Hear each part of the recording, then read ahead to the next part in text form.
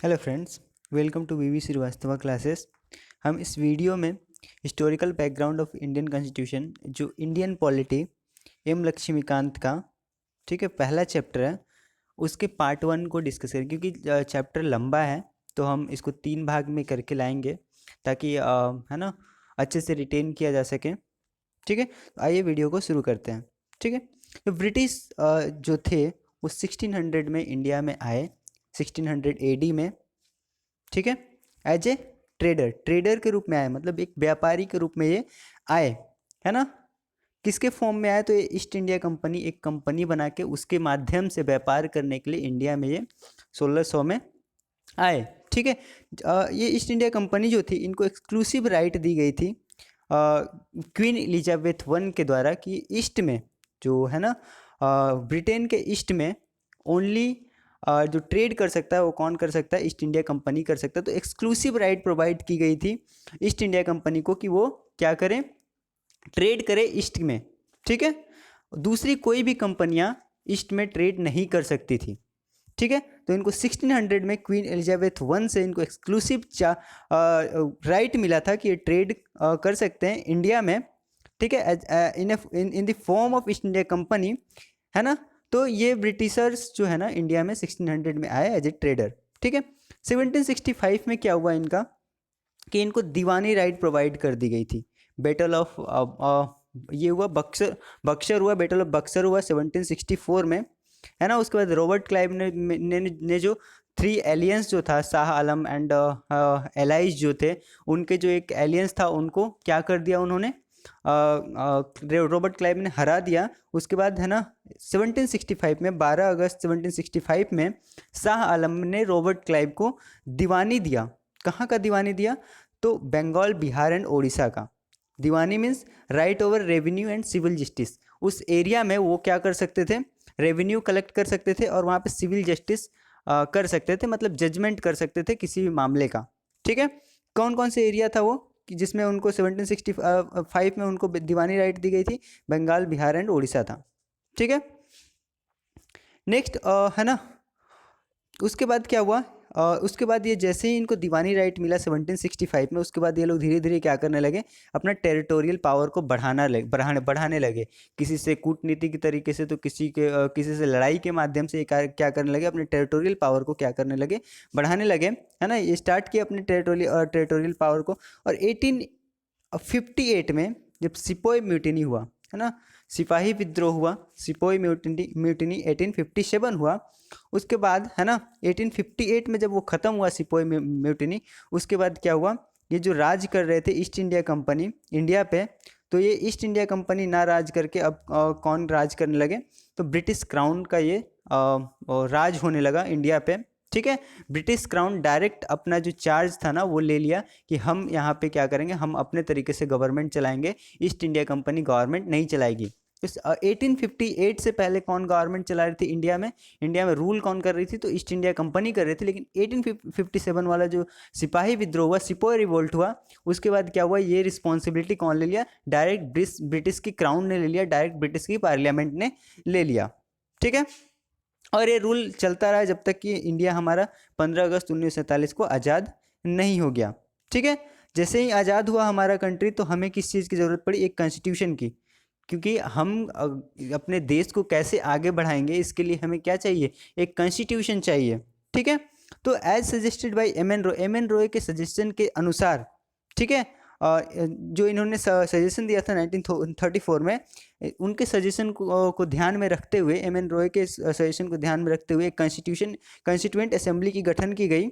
ठीक है, 1946 में, ताकि ये कॉन्स्टिट्यूएंट असेंबली क्या कर सके? कॉन्स्टिट्यूशन बना सके। ठीक है, और ये फाइनली कॉन्स्टिट्यूशन अडॉप्ट कर लिया गया जनवरी 26 1950 को। कॉन्स्टिट्यूशन पूरी तरीके से हम क्या कर लिए? इम्प्लीमेंट कर लिए इंडिया में। ठीक है, तो ये तो कुछ ब्रीफ में था, हम इसको भी हम डिटेल में देखेंगे नेक्स्ट चैप्टर्स में। ठीक है, तो आइए देखते हैं हिस्टोरिकल एवोल्यूशन कैसे कैसे हुआ जो इंडियन कॉन्स्टिट्यूशन का। ठीक है, तो 1775 में, 1765 में क्या हुआ? दीवानी राइट मिला इन्हें। ठीक है, दीवानी राइट मिलने के बाद ये क्या किए? अब ईस्ट इंडिया कंपनी अपना रूल शुरू करने लगी, तो रूल कैसे करेगी इंडिया में, ठीक है। तो इसके लिए सबसे पहला जो है ना कंपनी रूल आया रेगुलेटिंग एक्ट 1773 के नाम से, ठीक है। और 1773 से लेकर 1758 तक किसका राज चल रहा था, कंपनी का रूल चल रहा था, कंपनी अपनी गवर्नमेंट चला रही थी। लेकिन 1758 के बाद डायरेक्टली क्राउन जो ब्रिटिश का पार्लियामेंट थी उसने इसकी रिस्पॉन्सिबिलिटी ले ली, और 1758 के बाद जो है ना ये रूल किसका होने लगा, क्राउन का रूल होने लगा, ठीक है। तो कंपनी के रूल में पहला जो चार्टर रेगुलेटिंग एक्ट था 1773, रूल तो ईस्ट इंडिया कंपनी कर रही थी, लेकिन जो ये रेगुलेशंस बन के आ रहे थे ब्रिटिश की पार्लियामेंट से बन के आ रही थी, ठीक है। तो ये जो रेगुलेटिंग एक्ट 1773 जो सबसे पहला इवोल्यूशन है इंडियन कॉन्स्टिट्यूशन का, आइए इसके फीचर्स को देखते हैं, ठीक है। फर्स्ट टाइम ब्रिटिश पार्लियामेंट ने ये इंग्लिश ईस्ट इंडिया कंपनी को क्या किया, रेगुलेट करने के लिए ये एक्ट बनाया, ताकि वो जो इंडिया में अपने तरीके से रूल ना करें, हम उन पे क्या करें, ईस्ट इंडिया कंपनी पे रेगुलेट करेंगे, ठीक है। तो ये पहला एक्ट था जो ईस्ट इंडिया कंपनी पे रेगुलेशन के लिए बनाया गया था, ठीक है। गवर्नर ऑफ बंगाल क्या बन गए, गवर्नर जनरल ऑफ बंगाल बन गए, है ना। और ये वॉरेन हेस्टिंग जो थे, इन्हें गवर्नर जनरल, ये पहले ऐसे व्यक्ति थे जो फर्स्ट गवर्नर जनरल बने थे, ठीक है। जो पोस्ट था गवर्नर ऑफ बंगाल, उसको अपग्रेड करके क्या कर दिया गया, गवर्नर जनरल ऑफ बंगाल। और first governor general of Bengal कौन थे, वॉरेन हेस्टिंग थे, ठीक है। इनको एक एग्जीक्यूटिव काउंसिल मिली, है ना, जिसमें 4 मेंबर थे, ठीक है। ये सेंट्रलाइज एडमिनिस्ट्रेशन, और इस एक्ट के द्वारा सेंट्रलाइज एडमिनिस्ट्रेशन को स्टेब्लिश किया गया, ठीक है। जिसमें हेड में कौन था, कलकत्ता बंगाल था, और इसके सबऑर्डिनेट में कौन कौन थे, मद्रास एंड बॉम्बे थे, ठीक है। तो मद्रास और बॉम्बे क्या थे, सबऑर्डिनेट थे किसके, बंगाल के, ठीक है। तो यहाँ पे बंगाल में गवर्नर जनरल ऑफ बंगाल हुआ करते थे, और जबकि मद्रास और बॉम्बे में क्या थे, मद्रास और बॉम्बे में गवर्नर थे ओनली, ठीक है, जो कि किसके अंतर्गत थे, गवर्नर जनरल ऑफ बंगाल के अंतर्गत आते थे, ठीक है। इस एक्ट के माध्यम इस रेगुलेशन के माध्यम से सुप्रीम कोर्ट की स्टैब्लिशमेंट की गई कलकत्ता में, है ना। और इसमें 4 जज थे, एक चीफ जस्टिस और 3 जजेस थे, ठीक है। इस रेगुलेशन के माध्यम से जो कंपनी के ऑफिशियल्स थे उनको रोका गया कि वो क्या ना करें, प्राइवेट ट्रेड ना करें, और किसी से भी कोई गिफ्ट या फिर ब्राइब ना ले सके इंडियंस से, ठीक है। इस रेगुलेशन के माध्यम से ये रोका गया जो कंपनी के ऑफिशियल्स को, ठीक है।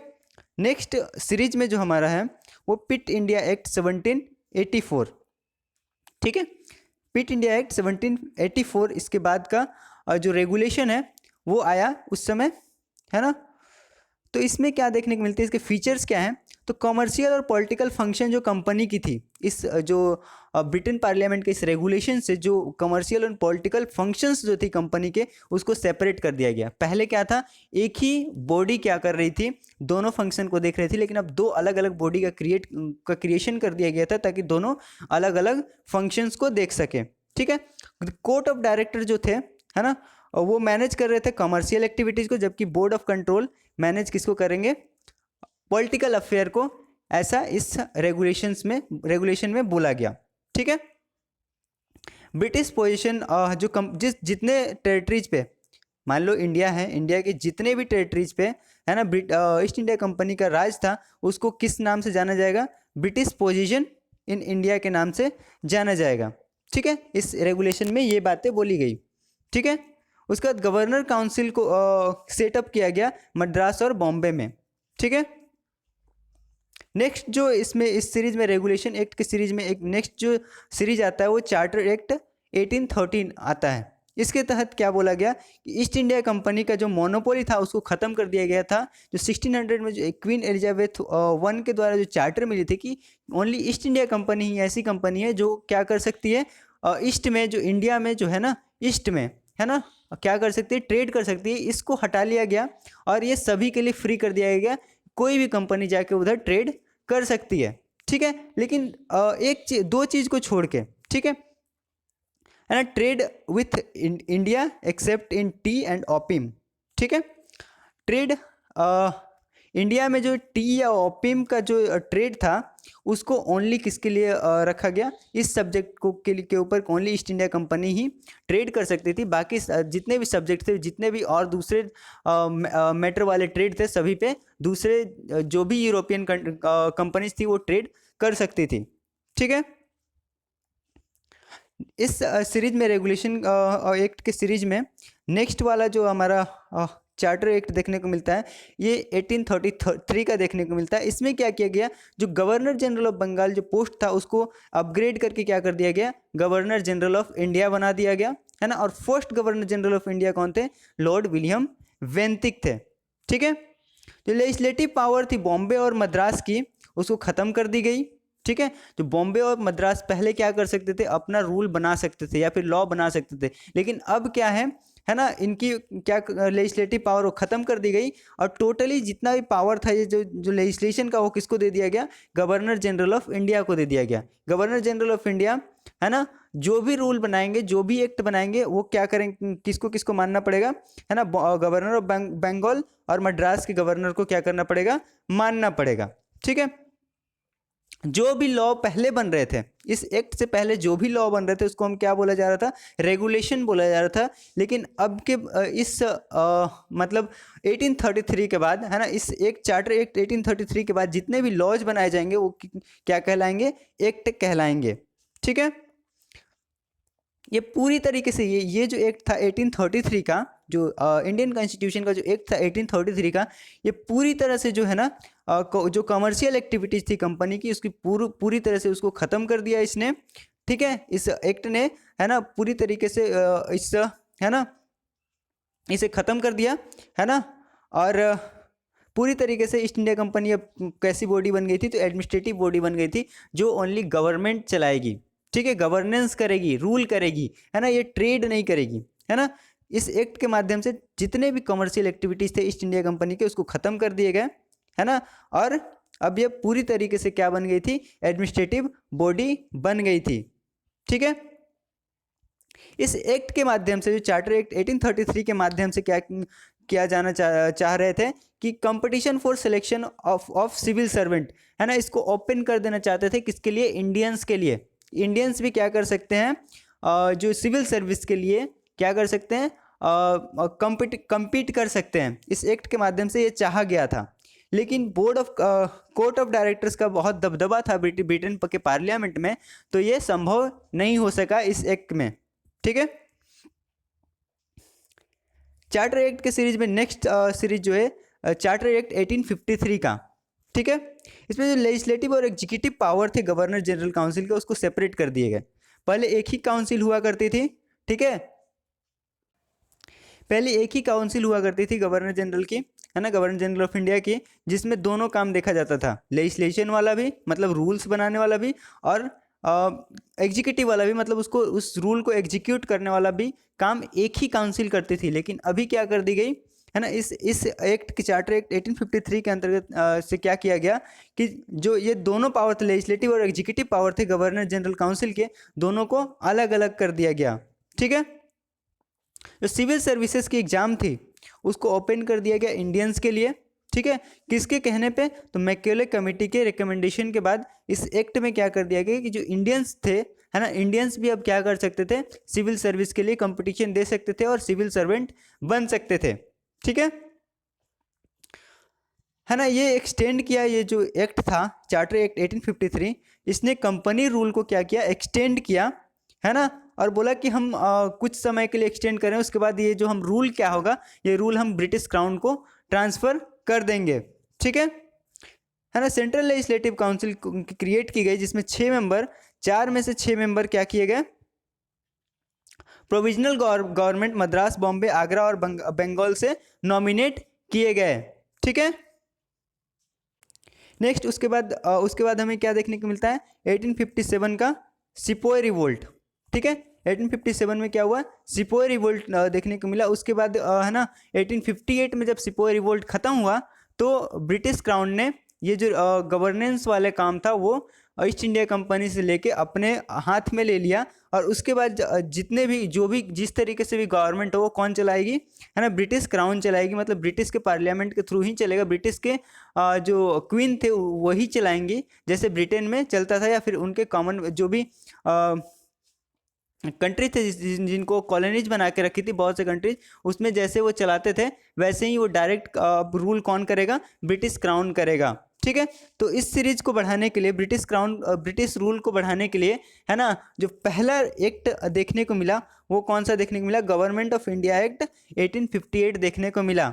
ठीक है, इस एक्ट को एक्ट ऑफ गुड गवर्नमेंट के ऑफ इंडिया के नाम से भी जानते हैं। ठीक है, 1857 के बाद से कंपनी रूल को ख़त्म कर दी गई, और जो ब्रिटेन की जो महारानी थी उन्होंने इंडिया को अपने अधीन अपने तरीके से चलाने के लिए, है ना, उसको क्राउन रूल उस पर लागू कर दिया। ठीक है ना। अब जो गवर्नर जनरल ऑफ इंडिया थे उनका पोस्ट जो है ना अपग्रेड होके अब कौन सा पोस्ट हो गया, वाइसरॉय ऑफ इंडिया।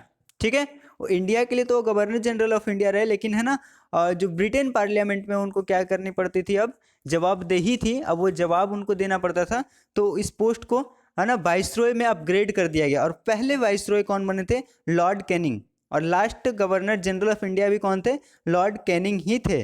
ठीक है ना। Court of director and board of control were abolished. Court of director और बोर्ड ऑफ कंट्रोल, है ना, जो हमें देखने को किस में मिली थी जो पिट इंडिया एक्ट में हमें देखने को मिली थी कि दो बॉडी का क्रिएशन किया, एक किसके लिए था, एक पॉलिटिकल अफेयर को देखेगा, दूसरा किसको देखेगा, कमर्शियल अफेयर को देखने के लिए दो बॉडी जो बनाई गई थी उसको खत्म कर दी गई इस एक्ट के माध्यम से। ठीक है, एक इसमें एक पोस्ट बनाई गई सेक्रेटरी ऑफ स्टेट, जो कि क्या होते थे, एमपी होते थे, मेंबर ऑफ पार्लियामेंट होते थे ब्रिटेन पार्लियामेंट में। ठीक है, उनको एक पोस्ट दी गई सेक्रेटरी ऑफ स्टेट, है ना, और उनके अंतर्गत 15 मेंबर की एक काउंसिल बनाई गई जो क्या करेंगे, जो ये कोर्ट ऑफ डायरेक्टर और बोर्ड ऑफ कंट्रोल का जो काम था वो किसको ट्रांसफर कर दी गई, सेक्रेटरी ऑफ स्टेट को ट्रांसफर कर दी गई। और ये जो बॉडी था ये कैसा था, ये स्टेचुटरी बॉडी था। ठीक है, नेक्स्ट है ना इंडियन काउंसिल एक्ट जो 1861 ये जो निकल के आई। ठीक है, इसमें क्या किया गया, है ना, कि वाइसरॉय के जो काउंसिल्स थे, ठीक है, वाइसरॉय के काउंसिल में 3 इंडियंस को, है ना, जो लेजिस्लेटिव काउंसिल थी जिसमें रूल्स बनते थे, लॉज बनते थे, उसमें जो है ना 3 इंडियंस को पहली बार क्या किया गया, नॉमिनेट किया गया। वो कौन कौन थे, राजा ऑफ बनारस, महाराजा ऑफ पटियाला और सर दिनकर राव। ठीक है, तो इससे पहले जितनी भी एक्ट्स या फिर रूल्स रेगुलेशन बनी वो सारे किधर इंगित कर रहे थे, सेंट्रलाइजेशन की ओर इंगित कर रहे थे। ठीक है ना, और बल्कि लेकिन ये एक्ट जो था ये डिसेंट्रलाइजेशन सिस्टम को इनिशिएट किया। ठीक है, क्योंकि इससे पहले जो भी हो रहे थे उसका, है ना, रूल्स रेगुलेशन बनाने की जो ये थी पावर थी वो किसके पास थी, ओनली एक सेंट्रल अथॉरिटी के पास थी, और उसको फिर उसके बाद वो जो रूल्स रेगुलेशन बनाती थी वो दूसरे नीचे में जो गवर्नर ऑफ बॉम्बे थे, गवर्नर ऑफ मद्रास थे, वो क्या करते थे, ओनली इम्प्लीमेंट करते थे। ठीक है, लेकिन इसमें क्या देखने को मिला कि यहाँ पे वाइसरॉय जो लेजिस्लेटिव काउंसिल थी, है ना, वाइसरॉय उस समय लॉर्ड कैनिंग ही थे, है ना, उन्होंने लेजिस्लेटिव काउंसिल में क्या किया, 3 मेंबर्स जो थे जो इंडिया के थे उनको क्या किया, इन्होंने नॉमिनेट किया। ठीक है, उनका नाम राजा ऑफ बनारस थे, जो महाराजा ऑफ पटियाला और सर दिनकर राव, 3 इंसान को उन्होंने लेजिस्लेटिव काउंसिल में क्या किया, नॉमिनेट किया। ठीक है ना, यहाँ पे 3 नए लेजिस्लेटिव काउंसिल अलग अलग प्रोविजंस के लिए अलग अलग लेजिस्लेटिव काउंसिल का क्रिएशन किया गया। जैसे बंगाल में किया गया 1862 में, नॉर्थ वेस्ट फ्रंटियर में 1866 में, और पंजाब में 1897 में, है ना, लेजिस्लेटिव काउंसिल का क्रिएशन किया गया। ठीक है, ये प्रोविजन वाइज, है ना, लेजिस्लेटिव काउंसिल को क्रिएट किया गया। ठीक है, प्रोविंस वाइज। ठीक है, पहले क्या थी, सेंट्रल अथॉरिटी रूल बनाती थी, लेकिन अब प्रोविंस अपने अपने तरीके से अलग अलग रूल्स बनाने के लिए वहाँ पे अलग अलग लेजिस्लेटिव काउंसिल को क्रिएट किया गया। ठीक है, इस एक्ट के माध्यम से। ठीक है, इस एक्ट ने एम्पावर किया वाइसरॉय को कि वो रूल्स या रेगुलेशन बना सकते हैं ताकि गवर्नमेंट जो है ना इंडिया में बहुत अच्छे तरीके से चले। ठीक है, और इन्होंने जो इस एक्ट के माध्यम से जो पोर्टफोलियो सिस्टम जो लॉर्ड कैनिंग चाहते थे उसको मंजूरी दी गई। ठीक है। डिसेंट्रलाइजेशन सिस्टम इनिशिएट किया गया यहाँ पे, है ना। मद्रास और बॉम्बे अब क्या कर सकते थे, अपने लिए लॉ खुद बना सकते थे। पहले क्या देखने को मिलता था कि गवर्नर जनरल ऑफ इंडिया ही इनके लिए लॉ बनाते थे, लेकिन अब इस एक्ट के बाद, इस एक्ट के आने के बाद क्या हुआ, है ना, बॉम्बे और मद्रास के जो गवर्नर्स थे वो अपने प्रोविंस के लिए अपने तरीके से लॉ या रेगुलेशन रूल्स बना सकते थे, ठीक है। तो डिसेंट्रलाइजेशन का प्रोसेस जो है ना इस एक्ट के माध्यम से ही शुरू हुआ फिर से, ठीक है। ये वायसरॉय को एम्पावर किया कि वो ऑर्डिनेंस इशू कर सकते हैं। ऑर्डिनेंस जब दोनों सेशन, जो सेशंस होती है ना, पार्लियामेंट की सेशंस, जब पार्लियामेंट जब सेशन में नहीं होता है ना, डिजॉल्व रहता है ना, उस समय क्या होता है, वायसरॉय जो होते हैं या फिर अभी प्रेसिडेंट क्या करते हैं, एक ऑर्डिनेंस बनाते हैं, रूल या फिर रेगुलेशन या फिर एक्ट वो लेके आते हैं। तो वैसे ही उस समय वायसरॉय जो थे उनको पावर दी है कि वो ऑर्डिनेंस इशू कर सकते हैं, जिसकी मंथ लाइफ कितनी होगी, 6 महीने की होगी, अगर, है ना। जैसे ही सेशन शुरू होती है तो उसके बाद 6 महीने के बाद 6 महीने तक क्या कर सकती है, वो सेशंस में उसको अप्रूव किया जा सकता है, तब जाके वो एक्ट रहेगा। अदरवाइज अगर अप्रूव नहीं किया गया पार्लियामेंट में तो वो क्या हो जाएगा, ख़त्म हो जाएगा, ठीक है। उसके बाद इस सीरीज में नेक्स्ट हमारा जो एक्ट है इंडियन काउंसिल एक्ट 1892, ठीक है। इसमें इस जो एक्ट के तहत जो है ना number of additional non official member जो है ना सेंट्रल या प्रोविंशियल लेजिस्लेटिव में बढ़ाए गए, ठीक है। लेकिन ऑफिशियल मेजोरिटी को क्या रखा गया, मेंटेन रखा गया। यहाँ पे नॉन ऑफिशियल और ऑफिशियल मेजोरिटी मीन्स क्या, ऑफिशियल मेजोरिटी मीन्स यूरोपियंस की मेजोरिटी जो थी उसको मतलब मेजोरिटी में रखा गया, और नॉन ऑफिशियल जो नॉमिनेशन वगैरह होता था, है ना, उसको, है ना, इंक्रीज तो किया गया एडिशनल, है ना, लेकिन मेजोरिटी में अभी भी कौन थे, है ना, ऑफिशियल मेजोरिटी, ऑफिशियल वाले लोग ही क्या थे, मेजोरिटी में थे, ठीक है। लेजिस्लेटिव काउंसिल को एक्सपेंड किया गया, ठीक है। अब जो है ना कुछ और फंक्शन लेजिस्लेटिव काउंसिल्स को दी गई थी। पहले क्या था कि वाइसरॉय का जो एग्जीक्यूटिव काउंसिल था वो कुछ भी करे, है ना, वो लेजिस्लेटिव काउंसिल को उससे पूछने का कोई भी हक नहीं था। लेकिन अब लेजिस्लेटिव काउंसिल को कुछ पावर दिया गया कि वो बजट जो आती थी उस पर वो डिस्कशन कर सकेंगे, ठीक है, और क्वेश्चन एग्जीक्यूटिव से पूछ सकेंगे कि आपने ये काम क्यों किया, ये गलत था, ये क्यों किया, ठीक है ना।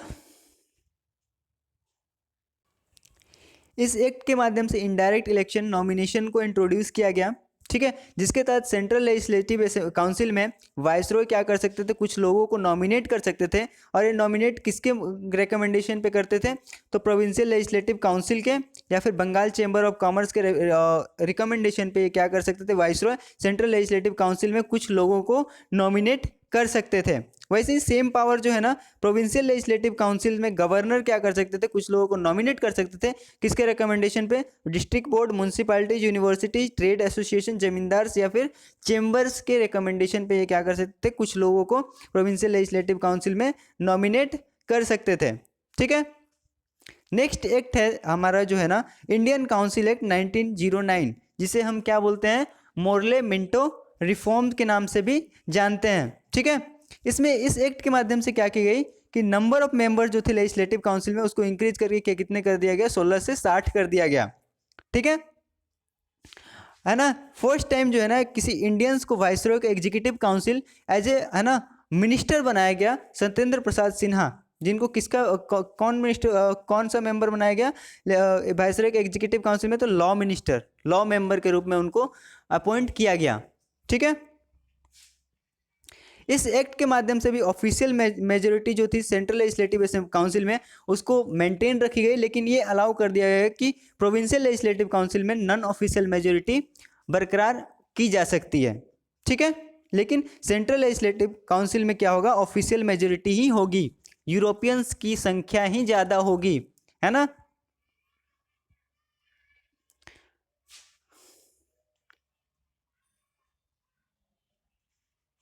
इस एक्ट के द्वारा जो है ना जो लेजिस्लेटिव काउंसिल के कुछ फंक्शंस को दोनों लेवल पे, मतलब प्रोविंशियल लेवल पे भी और सेंट्रल लेवल पे भी कुछ जो फंक्शंस जो थे, है ना, लेजिस्लेटिव काउंसिल के, उसको बढ़ा दिए गए। जैसे मेंबर्स क्या कर सकते थे, पहले ओनली क्वेश्चन पूछ सकते थे, लेकिन, है ना, वो आंसर दे या ना दे तो सप्लीमेंट क्वेश्चन नहीं पूछ सकते थे। तो इस एक्ट के माध्यम से जो लेजिस्लेटिव काउंसिल के मेंबर्स थे वो एग्जीक्यूटिव से क्या करेंगे, सप्लीमेंट्री क्वेश्चंस भी पूछ सकेंगे, और जो बजट पे डिस्कशन के बाद भी है ना, बजट की डिस्कशन करेंगे ही, लेकिन उस पर अगर उनको कुछ अच्छा नहीं लगेगा तो उसको हटाने के लिए क्या ला सकते हैं, रेजुलेशंस भी ला सकते हैं। ठीक है, और भी कुछ पावर्स इनको दी गई लेजिस्लेटिव काउंसिल को। ठीक है, इस एक्ट के माध्यम से सेपरेट कम्युनल इलेक्टोरेट को इंडिया में कंसेप्चुलाइज किया गया, है ना, इंट्रोड्यूस किया गया। ठीक है, जिसमें क्या किसको ये सेपरेट इलेक्टोरेट सेपरेट इलेक्टोरेट किसके लिए लाया गया था, ये मुस्लिम्स के लिए लाया गया था, जिस सिस्टम के अंतर्गत मुस्लिम मेंबर केवल मुस्लिम वोटर मुस्लिम मेंबर्स को ओनली मुस्लिम लोग ही वोट दे सकते थे। जैसे मान लीजिए यहाँ पे किसी ऐसे प्रोविजन का एक ऐसा इलाका है जहाँ पे क्या होंगे, मुस्लिम मेजोरिटी में होंगे। ठीक है, तो वहाँ पे एक सीट जो है ना मुस्लिम के लिए रिजर्व हो जाएगी, जिसपे खड़ा भी मुस्लिम ही होगा और उसको वोट भी मुस्लिम ही देगा। ठीक है, तो इस एक्ट के माध्यम से सेपरेट कम्युनल इलेक्टोरेट की को इंट्रोड्यूस किया गया इंडिया में। ठीक है, और इसे लाया गया चूंकि लॉर्ड मोर्ले मिंटो के रिफॉर्म के माध्यम से, है ना। मोर्ले उस समय क्या थे, सेक्रेटरी ऑफ स्टेट थे, और मिंटो क्या थे, वाइसरॉय ऑफ इंडिया थे। तो इसलिए मिंटो को क्या बोला गया, फादर ऑफ कम्युनल इलेक्टोरेट के नाम से जाना गया। ठीक है ना। यहाँ पे सेपरेट रिप्रेजेंटेशन भी दी गई, किसको, इसको कॉरपोरेशंस को, चेंबर ऑफ कॉमर्स को, यूनिवर्सिटीज़ को और जमींदार्स को सेपरेट रिप्रेजेंटेशन ऑफ दी गई। ठीक है ना। जैसे इनमें इनका रिजर्वेशन वगैरह, सीट्स में रिजर्वेशन इनको प्रोवाइड करी गई। ठीक है, नेक्स्ट जो एक्ट है गवर्नमेंट ऑफ इंडिया एक्ट 1990, 1919, जिसे किस नाम से जानते हैं, मॉन्टेस्क्यू चैम्सफोर्ड रिफॉर्म। इस समय मॉन्टेस्क्यू क्या थे, सेक्रेटरी ऑफ स्टेट थे, और चैम्सफोर्ड क्या थे,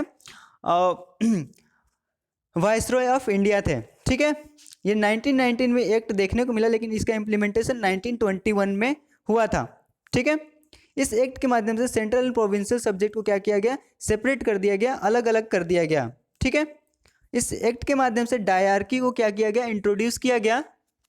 ठीक है, डायरकी मतलब, है ना, कुछ सब्जेक्ट को रिजर्व रखा गया, जबकि कुछ सब्जेक्ट को क्या किया गया, ट्रांसफर किया गया। जैसे ये प्रोविंशियल लेजिस्लेटिव काउंसिल है, इसमें कुछ ऐसे ऐसे इंपॉर्टेंट वाले मैटर होते थे, या फिर सेंट्रल लेजिस्लेटिव काउंसिल जिसमें क्या थे, इंपॉर्टेंट मैटर वाले जितने भी ये थे मैटर्स थे, उनके ऊपर लॉ कौन बनाएगा, तो ओनली गवर्नर या फिर वाइसरॉय बनाएंगे। ठीक है, और जो लेस इंपॉर्टेंट वाले मैटर्स होते थे उस पर कौन कौन लॉ बनाएगा, सेंट्रल लेजिस्लेटिव काउंसिल या फिर प्रोविंशियल लेजिस्लेटिव काउंसिल। तो जो मैटर्स, है ना, वाइसरॉय या फिर गवर्नर्स के लिए रिजर्व होता था, उसे क्या बोला गया, रिजर्व सब्जेक्ट। और जो जिस मैटर पे सेंट्रल लेजिस्लेटिव काउंसिल या फिर प्रोविंशियल लेजिस्लेटिव काउंसिल लॉ बना सकती थी, उसे क्या बोला गया, ट्रांसफर्ड सब्जेक्ट बोला गया। ठीक है, ministers were nominated from among the elected member of legislative council and were responsible to legislature.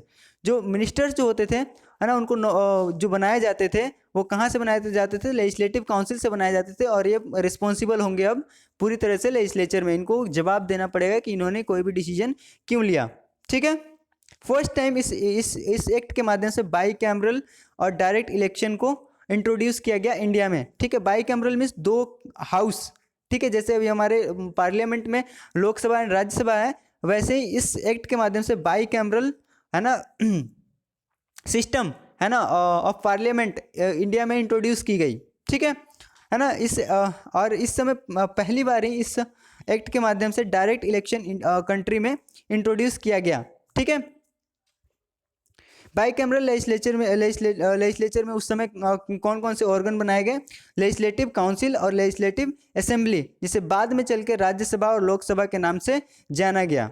ठीक है, इस एक्ट के माध्यम से ये मैंडेटरी कर दिया गया कि 6 में से 3 वाइसरॉय के एग्जीक्यूटिव काउंसिल में से 6 में से 3 लोग को क्या बनाया जाएगा, 6 में से 3 लोग जो मिनिस्टर बनेंगे वो कहाँ से होंगे, इंडिया से ही होंगे। ठीक है, लेकिन कमांडर इन चीफ जो होंगे वो इंडियंस नहीं होंगे, वो यूरोपियन ही होंगे। ठीक है ना। नेक्स्ट इस एक्ट के माध्यम से एक्सटेंड की गई जो कम्युनल रिप्रेजेंटेशन, जो पहले इससे पहले 1909 जो मॉडल मिंटो रिफॉर्म में क्या था, ओनली मुस्लिम्स के लिए था, उसको अब बढ़ा के किसके किसके लिए कर दिया गया, सिख, इंडियन क्रिश्चियन और एंग्लो इंडियंस और यूरोपियन के लिए ये एक्सटेंड कर दिया गया। ठीक है। Act provided for the first time the establishment of public service commission in India. इसी एक्ट के माध्यम से पहली बार इंडिया में पब्लिक सर्विस कमीशन को इंट्रोड्यूस किया गया, सेंट्रल पब्लिक सर्विस कमीशन। ठीक है, ठीक है ना। इससे पहले आपको अगर इंडियंस को अगर मतलब ICS अधिकारी बनना होता था तो उनको कंपटीशन देने कहाँ जाना पड़ता था, लंदन जाना पड़ता था, वहाँ पे वो कंपटीशन देते थे, उसके बाद वहाँ से वो चुन के आते थे। लेकिन अब जो है ना इंडिया में क्या क्या गठित कर दिया गया, सेंट्रल पब्लिक सर्विस कमीशन की गठन हुई इस एक्ट के माध्यम से। ठीक है ना। 1926 में देखने को मिला सेंट्रल पब्लिक सर्विस कमीशन। ठीक है, इंडिया में, जो कि कौन से एक्ट के माध्यम से आया था, तो 1921 के मॉडल मिंटो रिफॉर्म के माध्यम से आया था। ठीक है ना। इसने इस एक्ट के द्वारा ग्रांट की गई फ्रेंचाइजी मतलब राइट टू वोट कुछ नंबर्स ऑफ पीपल्स को, है ना, और कौन से बेसिस पे उनको दिया गया ये वोट करने का पावर, तो जिनके पास प्रॉपर्टी अच्छी खासी थी, जो टैक्स भरते थे और जो बहुत पढ़े लिखे थे, इस बेसिस पे लोगों को क्या दी गई, वोटिंग की राइट दी गई कि लोग वोट कर सकते हैं। ठीक है, कुछ ही लोग, चुनिंदा लोग, है ना, जिनके पास प्रॉपर्टी अच्छी खासी थी, जो टैक्स भर सकते थे और जो एडुकेटेड थे, वही लोग क्या कर सकते थे, वोट कर सकते थे। ठीक है। इस एक्ट के माध्यम से एक नया ऑफिस हाई कमिश्नर का बनाया गया और कुछ जो पावर थे सेक्रेटरी ऑफ स्टेट के उसको है ना, तो वो किसको ट्रांसफ़र कर दिया गया, कुछ, है ना, सेक्रेटरी ऑफ स्टेट के कुछ मैटर को किसको से ट्रांसफ़र कर दिया गया, हाई कमिश्नर को ट्रांसफ़र कर दिया गया। क्योंकि सब्जेक्ट्स अलग अलग कर दिए कि प्रोविंशियल वाले गवर्नमेंट ये सब्जेक्ट पे काम करेगी और सेंट्रल वाली इस मैटर पे, तो अलग अलग बजट भी इस एक्ट के माध्यम से इंट्रोड्यूस किया गया। सेंट्रल गवर्नमेंट सेंट्रल बजट को इंट्रोड्यूस करेगी, जबकि प्रोविंशियल लेजिस्लेचर में प्रोविंशियल बजट को इंट्रोड्यूस किया जाएगा। ठीक है। इस एक्ट के द्वारा बोला गया कि 10 साल के बाद एक स्टेचुटरी कमीशन का गठन किया जाएगा, जो क्या देखेगी इंडिया में जाके कि मतलब इंडिया में किस किस चीज़ की रिफॉर्म की ज़रूरत है, या फिर ये जो एक्ट जो है इनका इम्प्लीमेंटेशन सही तरीके से हो रहा है या नहीं हो रहा है, या फिर और क्या क्या छूट जो है ना वो इंडियंस को दी जानी चाहिए। ठीक है, इसके लिए 10 साल के बाद कोई एक स्टेचुटरी कमीशन की बात कही गई इस एक्ट में। ठीक है, तो इस वीडियो में इतना ही। ठीक है, इसके अगले भाग को हम नेक्स्ट वीडियो में आपके सामने रखेंगे। ठीक है, thank you, stay tuned, subscribe the channel.